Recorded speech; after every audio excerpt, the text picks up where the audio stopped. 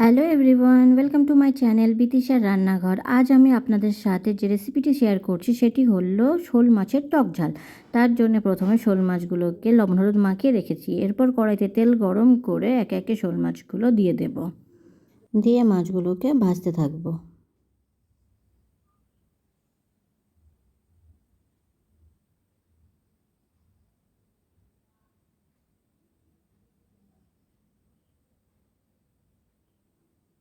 মাছগুলো ভাজা হয়ে গেলে মাছগুলোকে তুলে নেব।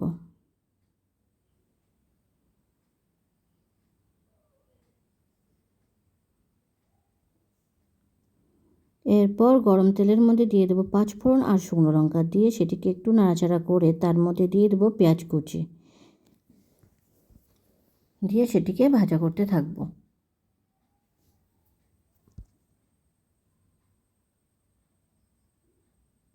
পেঁয়াজটা একটু নরম হয়ে আসলে এর মধ্যে দিয়ে দেব আদা বাটা আর দিয়ে দেব রসুন বাটা, দিয়ে সেটিকে ভালোভাবে ভাজা করতে থাকব।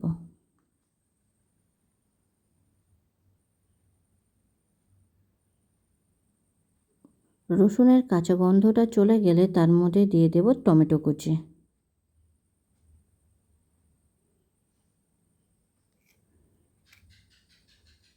টমেটো কুচি দেওয়ার পরে সেগুলোকে ভালোভাবে ভাজতে থাকব।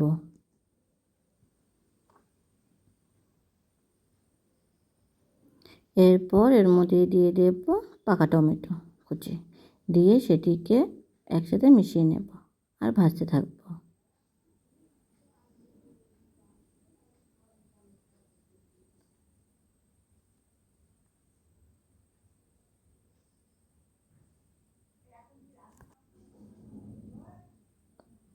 এরপর এর মধ্যে দিয়ে দেব পরিমাণ মতো হলুদ আর দিয়ে দেবো পরিমাণ মতো লবণ, দিয়ে সেটিকে ভালোভাবে মিশিয়ে নেব, নিয়ে সেটিকে ভাজা করতে থাকবো।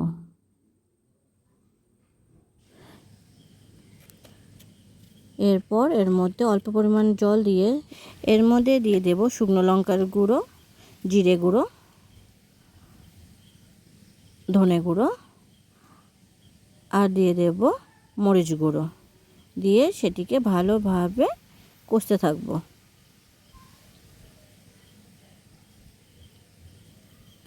এরপর এর মধ্যে দিয়ে দেব পরিমাণ মতো জল, দিয়ে নাড়াচাড়া করে কিছুক্ষণের জন্য ফুটতে রেখে দেব।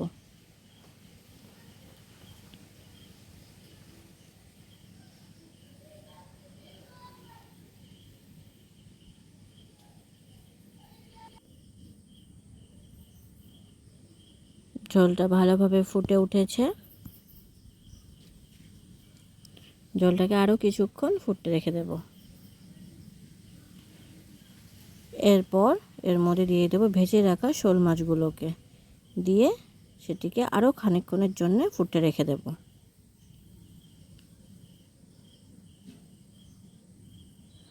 ঝোলটা ভালোভাবে ফুটে উঠলে আর টমেটোগুলো গলে গেলে তৈরি আমাদের শোল মাছের টক ঝাল। ভিডিওটি কেমন হয়েছে অবশ্যই কমেন্ট করে জানাবেন, আর ভিডিওটি যদি আপনাদের ভালো লেগে থাকে তাহলে অবশ্যই সাবস্ক্রাইব করবেন।